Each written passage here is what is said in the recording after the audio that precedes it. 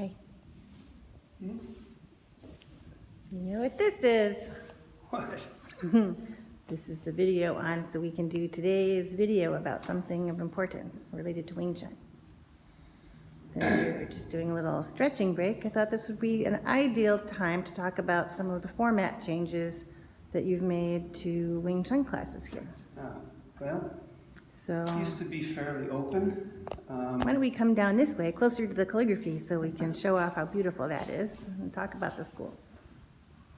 It used to be a fairly open Right in the middle, please. class. Thank you. You know, people would just sort of file in whenever they could and then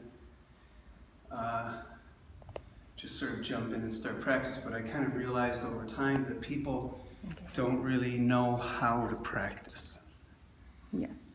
I noticed through the training camps when they were led through a series of exercises, Siunim Tao, Chungkyu, Byuji, you know, punching and kicking exercises, working the tools, that they got more out of it, and that I felt like, you know, they got better at some of the things, you know. So I just look at my own daily practice of, you know, like I just got done with a 30-minute run, come back here, do a bunch of stretching, a bunch of warm-up, and then I'll go through everything.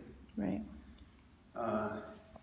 And I noticed that when I do that every day, I get better. And so I thought, well, I could bring that into the class, so instead of having sort of an unstructured environment, have a combination of both. Right.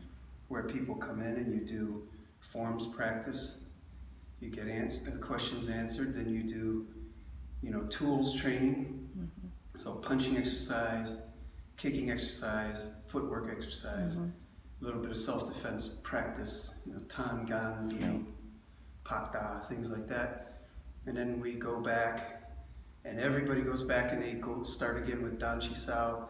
You do 10-15 minutes of that, then you do you know, 10-15 minutes pun sao, and then you train pak sao, lap sao, gum sao, like that. And I feel like the class with a little bit of kind of both, and then usually if there's time, then I'll allow them some free practice. Right. You know? Just yeah. They can work on forms, they can do chi sao, whatever they want. But I find that a combination of guided practice with a little bit of sort of open practice is working a little bit better with the class, because I think that a lot of times people they come in and they just do the same old thing. Right. We get into kind of a habit, and part of what you're teaching in the school is this idea of intentional practice, which is not just repetition. You've talked about that here before. Right.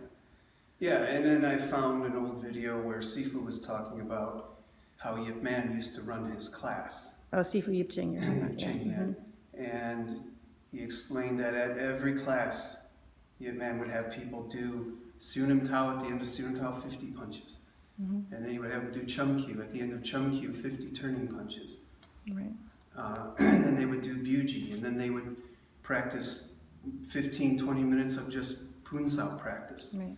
And then they would train Pak Sao, Lap Sao, and then there would be some time towards the end of class for a little free practice. Then at the end of class, they would usually do Siunim Tao, Chum Kyu, Byuji again. Right. So I like to do Siunim Tao at the end of class because it sort of sets up this idea that how you begin is also you go back to the beginning, even at the end of class. Everything circles back around to Siunim Tao. It's the most important form. All right. Cool. Anything else you want to say about that right now? No. Nope. All right. Well, thanks. Carry on.